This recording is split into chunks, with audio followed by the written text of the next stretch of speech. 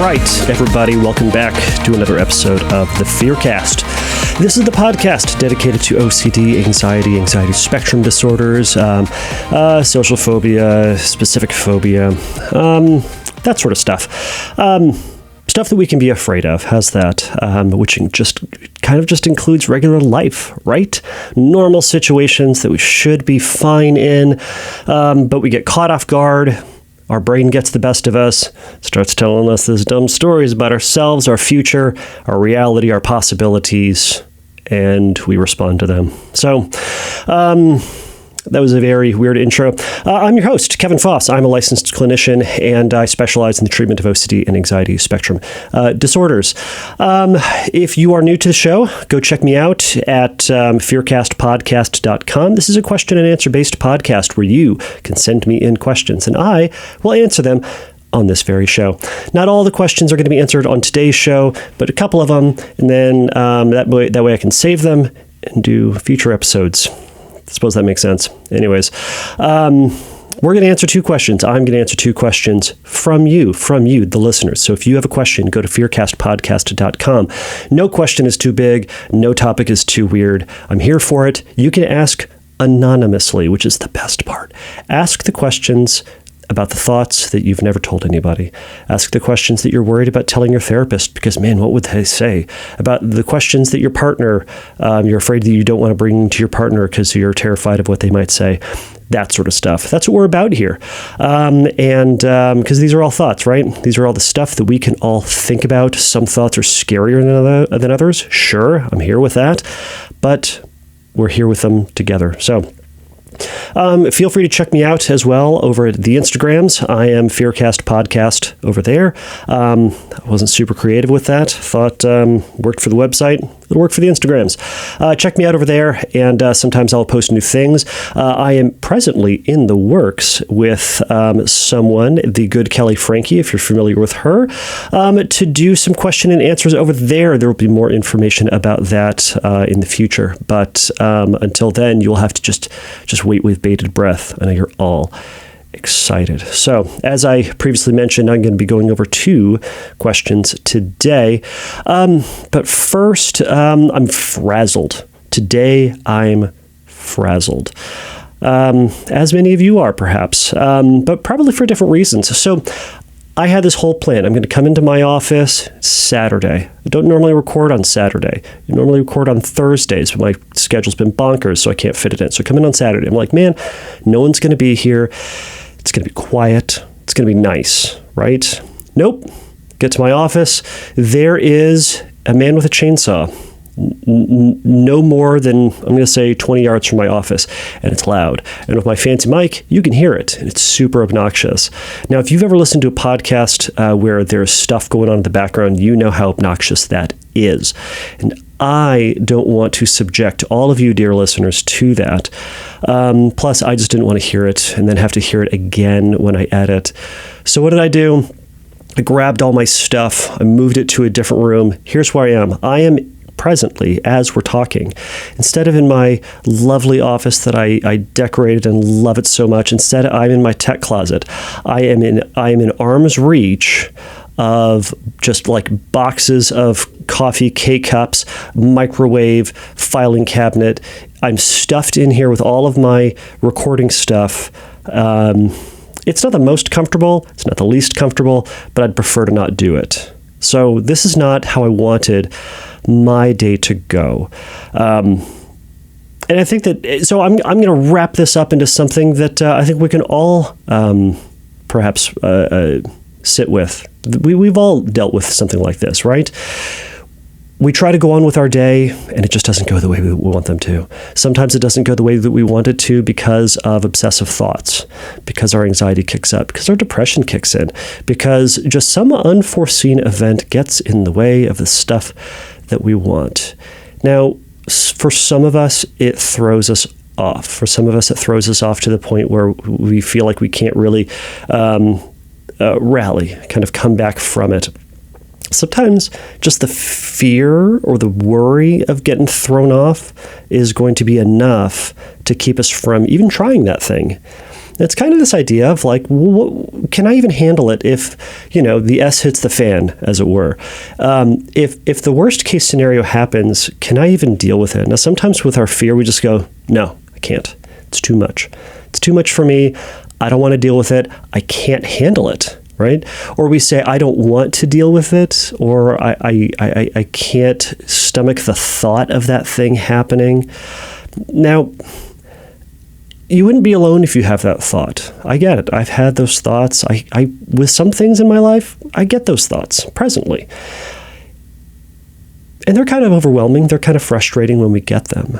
But a big question to ask ourselves is, do we have it within our capacity to deal? I recently had a friend on Facebook say, like all the chaos that's happening in 2020, they're like, I just can't even with this world. And I was just kind of thinking, you got to learn to even. Right? We got to learn to can even with this world. And I think we all underestimate ourself and our ability to can or to can even. Anyways, you know what I'm saying. We all have the abilities deep down to try to address and to face and to manage the stuff in our life. Sometimes we just feel like we can't handle like that worst case scenario happening. But if we think about it, if we break it down, if we slow ourselves down and think about it from a more rational perspective, we can often identify some skills that we have within us or our abilities to reach out, which let's just start there. Number one, everybody, we have the ability to reach out. Sometimes it's hard to do it, though. Sometimes it feels like the friends and family we have aren't as responsive as we'd like them to be. I get that. I get it. But we also need to learn to give it a try. We also need to take the risk to give that a try. And maybe if we've learned that like our mom or our cousin or our brother or our spouse with certain topics isn't trustworthy in this area, that's okay. We don't need to then write off everybody or that person for everything, but instead we go to the next person. So number one, we need to remember to reach out and that we have people outside of us that we can lean on in times of stress and trouble. Two, it's that we can be resilient. When we say if it's one way or no way, well, then we're always going to fail, right? But do we have other avenues, other options? I kind of sometimes think that, with the stressors in our life, we're going to go with option A. Right? That's how we deal with most things. Sometimes we go, man, option A is not going to work right now.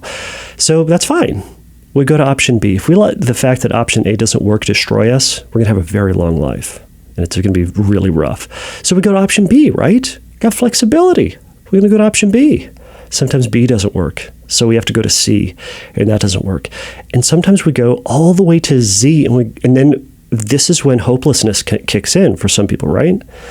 We say, I just can't handle it. I did everything. We did A through Z, right? Nothing worked. You know what we do? We go back to A, and we say, I'm not going to give up. We go back to A. And sometimes, by the way, we go all the way from A to Z and realize that when we have gone through all that, now we go to A, and it works. Or it works a little bit. So sometimes we need to go back and do some things that we've previously done, and maybe it'll work again now, and also be flexible to keep going through the alphabet and tenacious enough to keep going through the alphabet of options. Which brings me to my next point is sometimes we need to give an old skill a try. Sometimes the old skills that we haven't done in a while still work. And they still are meaningful to us, and they can still really help. Just because we haven't done them in a while doesn't mean they're not useful, or it doesn't mean that because it's not the fresh and new thing that you just heard from your therapist, doesn't mean it's a bad one. And sometimes that can be, for some of you out there, going to play video games as a way to deal with the hard stuff in life. Sometimes it's calling up a friend. Sometimes it's playing the Tamagotchi. If you're familiar with that, it shows how old I am. Maybe it's just journaling, that thing that you did when you were in junior high. Maybe that is the thing that's going to work. You haven't tried that in a while. That can help you to deal with stressors and struggles and strife. So how does that tie into my deal today, or my struggle today and my being frazzled? Well, I got into the office, sat down, started going through some of the questions I wanted to potentially answer, started typing them out, and then the chainsaw started. Big exhale, frustrated, looked around and went, man, you know what I'll do? Well, first, today's not going my way. That's okay. So I can deal, right? So what did I do? Step one for me is usually wait it out. If I wait it out, if I give myself a little bit of time, oftentimes the stress or the struggle or whatever's coming will pass, right? So I waited, and it got worse. And I was further frustrated. So what did I do? I texted the missus and just said how frustrated I was that this was happening. She responds back with, "Boo!" exclamation point, as we sometimes do with one another with frustrating things. So I was lucky enough to have someone who was going to give me some validation with that. But what did I do? I reached out for some support, and I was able to get some of that support. But you know what? It still didn't change my situation, but it certainly felt better. Now, what did I also do for flexibility in dealing with my situation? Well, I gathered up all my stuff and I moved it to the closet. Now, I Tetrised everything in my desk, and it was perfect. It was so sleek and nice and comfortable and just worked out perfectly. But you know what? It wasn't going to work for me today. So I upended all that stuff. I brought it into this here closet. And here we are, dear listener, in the closet together. That's not exactly where I wanted that sentence to go, but for some of my HOCD friends out there, it's a trigger. We are all in the closet together. Anyways, so I dealt with it. I'm going to put it all in here, and we're going to see what happens. And maybe it's going to sound weird, and I'm going to have to deal with that. Everyone out there judging the audio quality of this one, how terrible it sounds. Or it's going to sound so much better, and everyone's still going to judge me. Kevin, you waited all this time to record in that little closet of yours? It sounded awful before now. Ugh. So, all sorts of stuff that we can worry about, right? So anyways, what I'd encourage you to think about with some of your stressors is, can you deal? How can you deal? What can you do to deal with the worst case scenario happening? Because we can. And think outside the box too. Just because it's not your ideal in what your fear is doesn't mean that you can't deal. There are things that we can do to still have a meaningful life, even if our worst case scenario happens. So, all right, everybody, I think that's enough yammering on for that today. Let's get on to the questions.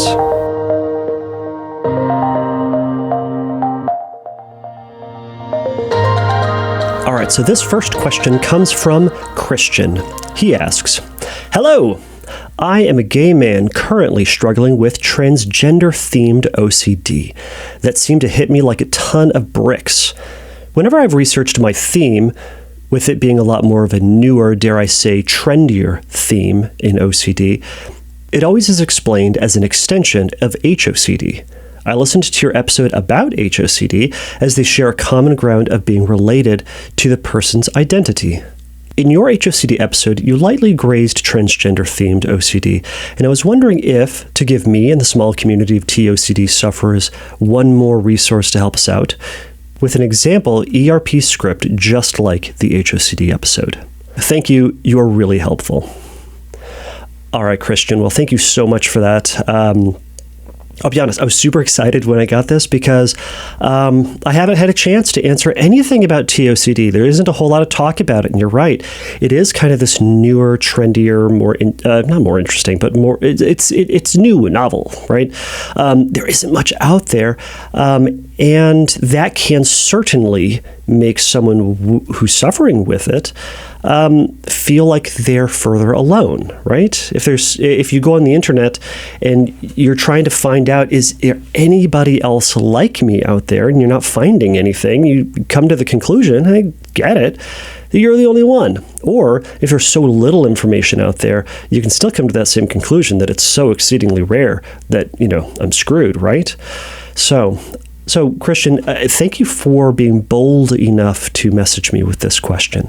This is kind of what I was talking about at the very top of this episode, where I was saying that this is the podcast where we can start to ask questions that we typically wouldn't want to voice because we're afraid of what people would say or think, or we're afraid that someone's not going to understand or know.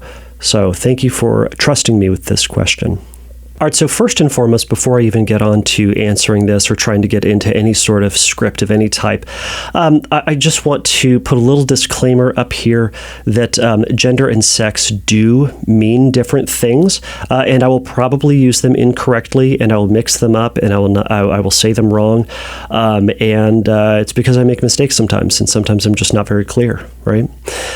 So as some basic definitions, so gender typically refers to the culture and social markers that surround and kind of make up one's identity as either male or female, whereas sex as a term is going to refer to one's biological and chromosomal makeup, so either XX or XY. Now, I'm not going to spend really any amount of time further than what I already have going over any political discussion over what it means to be male or female, the necessity of acceptance of one's gender or sex, what transgender means and the politics behind it. I'm not going to spend any amount of time addressing that. So if that's what you're looking for out of this, dear listener, you ain't going to get it from me right now. So I apologize. For those definitions of sex and gender and the discussion of that, you can thank my undergraduate sexual orientation and stigma professor, Dr. Herrick. So thanks. Many years after the fact. All right, so Christian, back to your question. So for those of you out there, TOCD typically refers to a subset of OCD that often overlaps with HOCD, but can be experienced independently. And it's going to surround and involve questions about whether one will discover that they should be, will become, or are deep down want to be a transgendered individual. Now, again, this can often get complicated with HOCD because very often in society, when we're talking about someone being transgender, there is going to be some very close connection with discussing somebody's sexual orientation and or kind of being on the LGBT spectrum, LGBTQ plus spectrum, however many letters there are going on right now. So they do, these topics often come up together. And I tend to think, and I'm open to being wrong on this, that this has become more of a popular topic these days because, well, it's in the news more often, right? I mean, obviously with, the plague going on, we haven't heard a whole lot about those types of issues or concerns or communities because, well, we've been concerned about the plague. But anyways, we have historically heard it more often. So, so they do show up often together. And folks with TOCD can often be triggered when just living their life. I mean, certainly just being triggered by watching the news, being triggered by their own experiences. So noticing perhaps that they are into or interested or have characteristics similar to the opposite gender. They can sometimes wonder, well, am I truly that gender? Should I be the gender that I'm in? If you're a guy and you're not into sports, oh my gosh, what does that mean? If you're a woman and you are into sports, oh my gosh, what does that mean? And obviously it can get more detailed and more elaborate from there. So TOCD is going to be treated just like other manifestations of OCD. So CBT, cognitive behavioral therapy, exposure and response prevention, and mindfulness. So with the CBT part, again, it's going to be little c, big B, right? Little thoughts, like a little time spent on the cognitive piece, a lot spent on the behavioral piece. But for the cognitive piece, it is helpful to look at your history with transgender thoughts, history with feelings, history with experiences, and then how can we look at those thoughts, see which ones are inaccurate, distorted, blown out of proportion, minimized, and to see if we can think about your thoughts in a different way or think about that feared story in a different way. Now, from that, and I would encourage anyone who's experiencing TOCD thoughts to work with a therapist on this to try to consider this. Now, oftentimes, compulsions are going to be revolving around evaluating these things, but there's a difference between challenging them and evaluating them from a compulsive manner. Oftentimes when it's that compulsive evaluation, the person's trying to find certainty in their gender or certainty that they're never going to become or want to be a transgendered individual, start taking steps towards that or something to that effect. Now, as I mentioned, little c, big B. This is where the behavioral piece is going to be one of the most important things that we can do in OCD treatment, anxiety treatment too. So with the behavioral piece, we're going to try to address this with exposure and response prevention. Now, as we've talked about before, this is progressively getting you closer towards your fear while resisting anything that would reduce, nullify, neutralize, or otherwise help you to avoid that terrible, awful, horrible feeling, or giving yourself reassurance, right? So it's the exposure to the fear. Response prevention, the response is the compulsion. So we're preventing the compulsion, right? So what is that going to look like? So that's really going to be driven by what your compulsions are and what triggers that fear. So as I said to everybody, if you were to just simply live your life as you have desired and resist doing compulsive behaviors, you're going to do pretty well.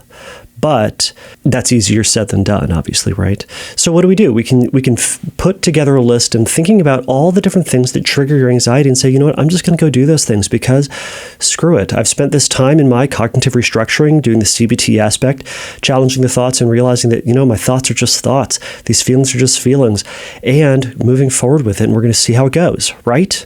So it might be watching movies with transgender characters in them, right? So you can watch The World According to Garp. This is a very old movie. Most of you have probably not seen it. You can watch that. You could watch Mulan. You could watch Transparent, the TV show. You could watch the movie The Danish Girl. These are all fantastic movies that may trigger that feeling. You can be reading books or articles about trans characters or the experience of discovering that one was a trans individual, or they wanted to go through that process, right? Now, obviously, discovering that one isn't the gender they are, or ought not to be the gender that they currently are, that is different than being a transvestite. So someone who dresses up in men's clothing or women's clothing, or otherwise wears the clothing of the opposite gender that they currently are identifying as. But there can be a lot of overlap and a lot of fear related to those things. So those I've seen have been combined. So one exposure can be just, you know, wearing gender ambiguous clothing, or just wearing women's clothing, or just wearing men's clothing, right? Lastly, another exposure can be acting out of character. Christian, as you were talking about feeling like you're never going to really know yourself, so acting out of character. So watching movies or TV shows you don't normally watch, using words you don't normally use. It can feel like an act, and that's kind of the point, is that it feels kind of silly, but isn't that the fear, that you're not you, or that you're not going to discover who you are, or you're going to discover that you're not who you thought you were? All right, and the last part is the mindfulness component. This fits within all of this, and this fits across the board with all manner of anxiety treatment. What we're doing with this is we're making an effort to live a values-driven life despite not knowing who you truly are, which can, let's be honest, it can seem pretty ironic, right? We're saying, all right, we're going to live a life according to my core values, even though I may question my true values, may question who it is that I truly am. But you know what? We're going to say, who cares? We're going to go with the best that we know. You and I, in the effort of doing treatment, and also let's back this up. In the course of living life, we're constantly discovering stuff about ourselves, right? We didn't figure out who we were at 12 and just kept doing it. Very few of us did. I'll probably get a call, or like one person out there is going like, I did. And I'm like, that's great. It's because you're 13 anyways. But for those of us older folks, is that we didn't discover who we were at 12 and just stayed that way. We grow, we change, we mature, we have new interests, we lose interest in things that we previously had, right? That feeds into, or that sometimes with the anxiety provides evidence that we will discover that we're not who we are. Okay. We need to take that with a grain of salt and a little bit of risk. We need to take the risk that maybe we are going to discover this thing about ourselves in the future. But oftentimes, it's not happening right now. What usually is happening right now is we're having a thought. We're having a thought about that feeling. Or we're having a thought about that change or discovering that thing about ourselves. But it's not the thing actually happening right now, at least, right? That thing is ages and ages hence. It's not right now. But what if, right? But I could. Kevin, I was into this, or I had this thought, or I saw this movie and I felt this feeling. Great. That's fantastic. But did you then go, well, I guess I'm transgender then. And it stuck and it stayed and never wavered? It probably did, right? So what we want to do is accept in this that we're having these thoughts, we're having these feelings, and having these fears and uncertainties. That's what's happening. It is. But it doesn't mean it's true about who we are or going to be. So our job in acceptance is accepting the reality that we're in, not the reality of the thoughts. They're different. And then saying, historically speaking, who is it that I've wanted to be? What is it that I've tried to do? And can I go forward and do that to the best of my abilities?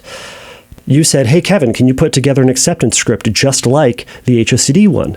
So, yeah, of course I can. And it will give me a chance to whip out that mindfulness meditation music. So, but one of the things that's going to be different in this is that it's not really going to be a script in the cognitive exposure sort of way, but more in acceptance and diffusion exercise a la ACT. So what I'd love to do, well, first off, before we do that, we need to remember that exposures are going to depend on the focus of the fear, right? What is it that we're afraid of in this moment? Now, I'm making this one more about what you talked about. So not really knowing who I truly am, and in relation to it being a transgendered issue, and not really knowing your true identity, because we may not. We may never discover who it is that we truly are, and you and I need to accept that. And I say that for myself as well. And I think everybody else, if this is not your fear, we also need to look at and just, sometimes we can just acknowledge, yeah, I may learn something new about myself. Your brain, when it hears that, says, yeah, and I'm going to discover that I'm transgendered. You know what, Christian, we need to sit with maybe. But what I'd love to do is to do a little bit of an audio acceptance script. Now, the goal of this, I'm going to say a bunch of things. All right? Some of them may apply to you, some of them may not apply to you, and that's okay. What I want you to do is simply to sit in this feeling and in this thought. What I want you to do is to simply sit and listen. Now, I'm going to play some music here in a moment. And what you're going to do is you're going to sit and hear what I say and resist the urge to refute the statements, fight them, to prove that the thoughts are right or wrong or not about you, but instead to sit with the weight and the anxiety and the mental images and the physical sensations that come up as you hear these phrases, because you can envision them almost as if you're in a movie theater and hearing actors say these phrases. Some things that the actors say will apply to us, some of them will not. But we can sit back and tolerate them as statements and as things that we are hearing that may or may not apply to us. But you and I can deal. We can sit with and tolerate the feelings, the thoughts, the images, and sensations that come up with them without proving them one way or another. And you and I can continue to be who it is that we are despite hearing and thinking and feeling these things. As usual, if this is going to be too much for you, and if you, either Christian or you, another listener, is not ready for this exercise, skip past this. Just fast forward a little bit. And you can listen to the next question. All right, so let's begin. I have OCD.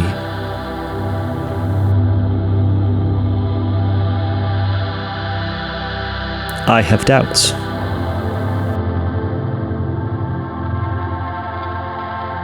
I question myself.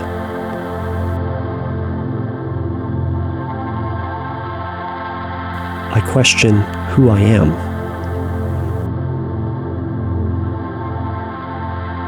I question what I am.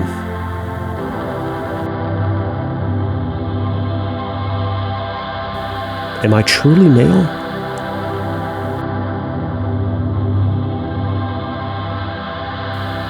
Am I truly female?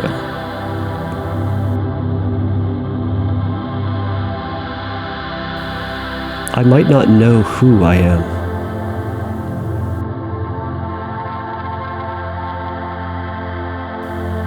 I may change my gender.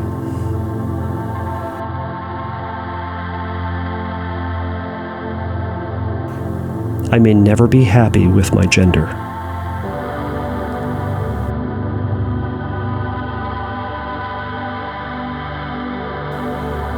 What if I discover I'm trans?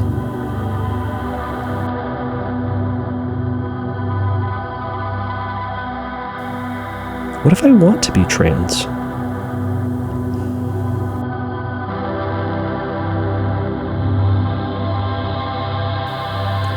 I might be trans.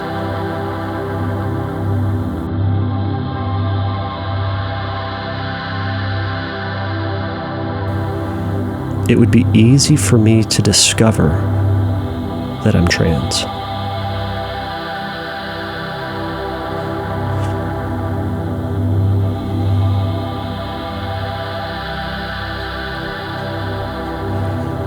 It would be easy to discover that I'm transgender.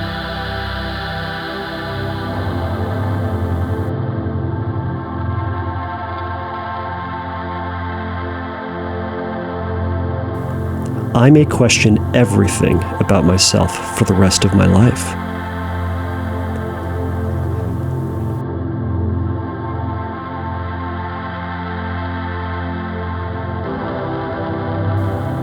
I'll never know who I truly am.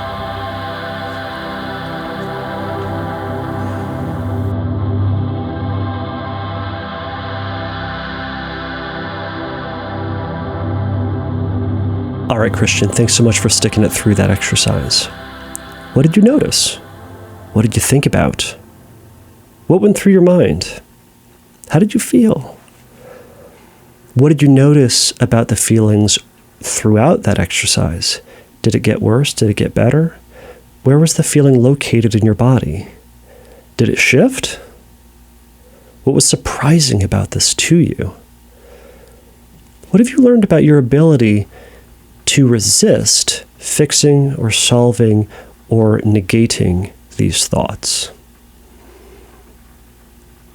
So, Christian, I think I'm going to end it here with this question for now, but thank you so much for this question. And to all you other listeners out there, if you're experiencing this subtopic, feel free to ask me a question. I would love to learn more about what your experience is like. So feel free, if you want, to go over to fearcastpodcast.com and go to the Submit a Question link.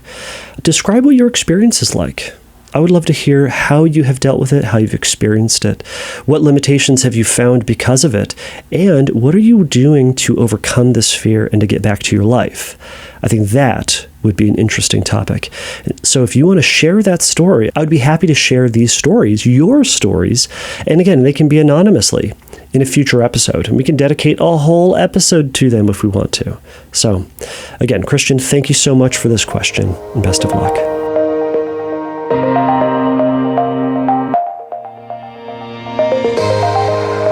All right, so everybody, this last question comes from Rose. Rose asks, "Hey, Kevin, I struggle mainly with POCD." So for you and me, everybody, that is pedophile OCD. Rose goes on to say, "Every day I'm devastated with the thought, not just that I could be inappropriate with a child, but a feeling that it will happen," emphasis on will. "I see images running through my mind, and I feel a need to know how I will act in the future and that I will never hurt anyone. To clarify, I don't want to hurt or be inappropriate with anyone. I've always looked forward to having a family with my long-term partner, but I've become so scared. I don't know how I'll be able to change my baby, shower my child, and so on. I would do anything to make these thoughts go away, but I know that's not possible or the aim here.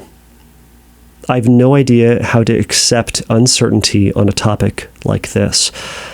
I couldn't bear it if these thoughts came true. Do you have any advice? Thank you so much and all the best, Rose." All right, Rose, thank you again for this question. Thank you so much for the boldness to send this one and the courage to send it in. So what you're experiencing is something that a lot of folks with POCD have. I've worked with folks who have put off having a child, who have just put off having children at all, or have gone many, many years between their first and second child because they were afraid of what it would mean if they had a second child. POCD comes with it so much stigma and fear. So much. So many folks that I work with who have POCD, don't tell anybody. Some folks are even hesitant to talk to me about it. They'll start like their initial phone call, or they even do their initial assessment in these vague, ambiguous terms. They're just worried about what I'm going to say. Folks with POCD sometimes will be afraid to even talk to their doctor about these thoughts and feelings for fear that they will not understand what it means and will report them. They will think that they are genuinely a pedophile. And that is something that unfortunately can happen, but it's not something that always happens. And in explaining it in the right way, you can really get someone to understand that, just as you said, you don't want to hurt or be inappropriate to anybody or with anybody. But POCD comes with it so much fear. So I'm sorry you're having to go through that. But that being said, Rose, you said, I have no idea how to accept uncertainty on a topic like this. And you also said, I couldn't bear it if these thoughts came true. So what do we do with this, right? How do we move forward in life? You said you want to have kids. Sounds like you and your partner both want to have kids. Great. So what do we do? Well, first off, when it comes to acceptance, we need to remember that what we're needing to accept right now isn't the reality that you're going to be inappropriate with your child. What you need to accept right now is the presence of the thought, the discomfort that you get from those, and, this is the scary one, the possibility that you could. Now, the three things with that. The thoughts, I'll tie in the images as well, so 4 things, right? The thoughts, the images, the feelings that come with it, and the possibility that it could happen. Now, what does that mean, right? Now, I heard what you said, that you don't want to do this. Fantastic. I don't want you to do it either. And for the record, I don't want me to do it, nor anybody else to do it. But just because we don't want it to happen doesn't mean that we're then going to do it, right? Thought-action fusion sometimes does this thing to us where if we have this thought of like our worst-case scenario, somehow we believe that if we think about it more and more, like we're likely to then do it. It's simply not the case. If that was the case, the writers of like all the horror movies out there, like the writers of Saw, there were like 5 of them or something like that, right? They'd all be in jail. What did they do? They spent years of their life thinking about horrific, murderous, violent, terrible things, writing it down in detail. They went to storyboard phase of their movie. They went to the set where they were designing these horrible things. They went to the premiere. They talked about it. They made enough money on that first one. They made a second, third, and 12. I don't know how many they made. The whole point is they spent a good chunk of their life thinking horrible thoughts. They didn't do it, as far as I know. And if it was likely that thinking about it meant that we were going to then do it, like the police would just be rounding up those folks anyways, just kind of in anticipation that they were going to do it. So thinking a thought doesn't mean it's likely going to happen. But Rose, that wasn't your question. Objectively speaking, if it were to happen, it would be awful. It would be awful. And I can't have you habituate to that because that would require you to do it, right? I can't have you habituate to being a pedophile, but what we can work on habituating to is the presence of the thought, the feeling, the sensations, and the possibility. Now, if you're a regular listener, Rose, you've heard me talk about the car accident example, right? Just because something is possible doesn't mean it's probable. All of us have the capacity to do awful things. We do.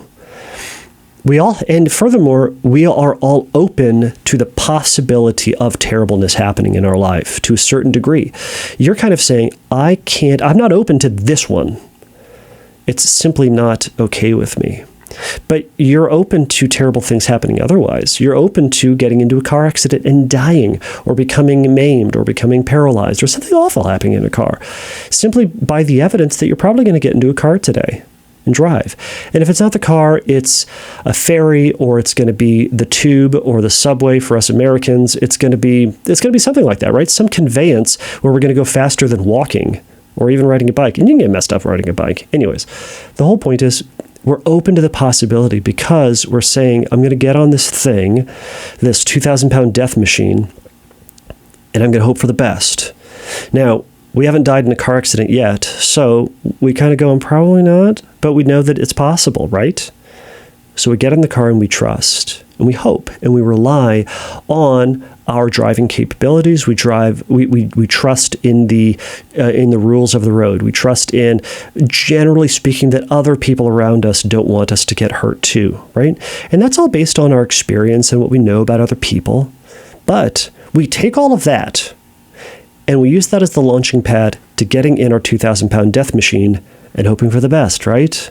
Knowing that it could happen, but it probably won't, right? So what do we do with kids and the thought about potentially being a pedophile? We rely on everything that you told me earlier today or earlier in this message, is that you don't want to do it. It's not something that you've really wanted. It's not something you grew up going like, it sounds really cool, being a pedophile, right up top, everybody. Like, that's not what you're doing. You said, that's not what I want to do. Fantastic. I'm going to presume that you also haven't molested a child before. Cool. Which means, because it's highly against your values, against typically what you've historically wanted to do or be about, you and I are unlikely to do the worst things that we think about. But we need to be open to the possibility of it happening. Now, it's this weird juxtaposition of us being in, right? Because it's not a yes that it's going to happen or a no, it's never going to happen. It's a maybe. But so is driving in a car, right? So we sit with this maybe. It's the discomfort. If you think about a timeline from where we are now and then on into the future, it's the timeline. You think about it like a video game. If you ever played one of those video games where it's like you're in a spot on the map and there's like, you see like the little bit around you and then everything else is kind of grayed outside. But as you walk and discover this land, it becomes clearer and you see what's just around you. Think about your timeline of life like this. It may be the worst case scenario is out there. It's out there in the gray section. It's out there in the gray area, right? We see what's just right now in our moment. And we take the next step and we see what's there. And maybe the worst case scenario isn't there and that's cool. And we go, great, next step. What's there? I don't know. It's in the gray. But we take the step and it becomes ungray because now we're in the moment and we see what's actually there. Now, we keep doing this. So what do we do? How do I accept this moment? It's I take the next step. I take the next step and I see what's going to happen. And we see when or if it ever happens. Now, of course, there's going to be an element of hope in this. I hope that it doesn't happen. Now, while hope can become a compulsion, as can anything else, but think about it like faith. I take this next step in faith, trusting in myself, trusting in who I have been, trusting that I am going to act in accordance with my values in this next moment. When we're in the moment, then we can decide what we're going to do, right? But we're trusting our future self. But Rose, this is future you's problem, not use today's problems.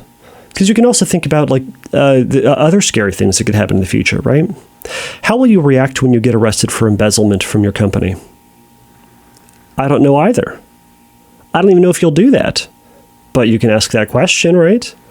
How are you going to react when you hurt your spouse, either emotionally or physically? I don't know either. But those things could happen in the future. They might. You will probably hurt your spouse emotionally. We all do at some point. And we will all be hurt by our spouse emotionally. Sometimes physically. But how are we going to act? I don't know. They both go against our values and our desires, but we move forward in life, hoping they don't happen, trusting that we won't go against our values, and seeing what happens. And we'll discover it if and when it happens. So furthermore, to that question, Rose, that you said, I feel I need to know how I will act in the future that I would never hurt anybody. So Rose, going back to one of your previous statements, is you said, I feel I need to know how I will act in the future. You don't. You really don't. None of us, furthermore, none of us know how we're going to act in the future. All I know is what I'm going to do right now, and sometimes I don't even know what I'm going to do right now. We need to remember that the only time that we can act in is right now. I can only do something right now. I can't do something 10 minutes ago, and I can't do something 10 minutes from now. I can't control right now something that's going to happen in 10 minutes because I'm not there yet. I'm right now. I'm right here right now. That's the one I can control. So the question is right now, well, am I going to molest my kid? Probably not. Do I want to? Low on the priority list. I guess I won't. Historically speaking, and kind of right now what I want to do is to not molest him. So I'm going to choose right now not to. Now, am I oversimplifying it? Of course. Now, are we also talking about, if we were to elaborate this out further, well, what do I do with the thoughts and the feelings? And yes, all those things are important to talk about and to sit with. But for the sake of this podcast, I can't go into 45 hours of discussion of that. Actually, since this is episode 46, you can probably go back in with the previous 45 hours. No, they're not 45. They're an hour. They're not an hour long, all of them, but you get the idea. Anyways, so Rose, so what do we do? What's my advice? It's to trust your moment. Trust you right now. And to let go of the needing to know about the future, but to go forward in life anyways, knowing that it could happen, but knowing that it probably won't, but it could. And to sit with that dichotomy, to sit with that gray between those, it probably won't, but it could, kind of like you do with driving a car, kind of like you do about potentially hurting your spouse or embezzling from your company. Sit with that unknown and take the next step in life, with whatever that is.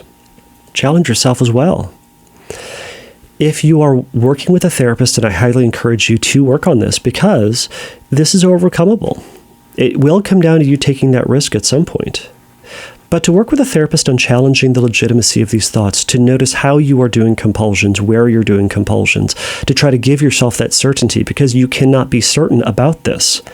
I cannot be certain in my life if I will do this to my child. I do not want to do this, but I cannot have certainty. So we all move forward with this uncertainty. The next would be to work on exposure specifically to this thought and to learn that you can sit with these thoughts and that you can continue to live your life right now. You can continue to be Rose in this moment and have those thoughts. You continue to want to have kids and continue to make steps towards having kids with these thoughts. You can do those two things at the same time and still be you and still have your values of not wanting to do it even though it's in your head. And remember, as we've talked about a gazillion times before, oftentimes our brain will give us the worst thing to think about because it illustrates to us what our values are. You don't want to molest a child. Cool. Your brain's going to go, hey, Rose, you know what the worst thing you could do right now? This. Think about this. Don't do this. Avoid this. This thing right here that you're thinking about, don't do it. That's what it does. And it kind of does it obnoxiously like that. So, Rose, I know this is a bit of an overview, but that would be my advice. Practice sitting with these thoughts. Notice what it feels like in your body. Notice how it shows up in your head. Notice the thoughts as they swell and flex and move and shift. And to take this step back with it and to say, okay, all of these thoughts are going to be okay right now. And I'm going to continue to be me right now. I'm going to just acknowledge that they're there and they're not my favorite. But I'm going to keep moving on in life, doing what I want to do, even though they're there.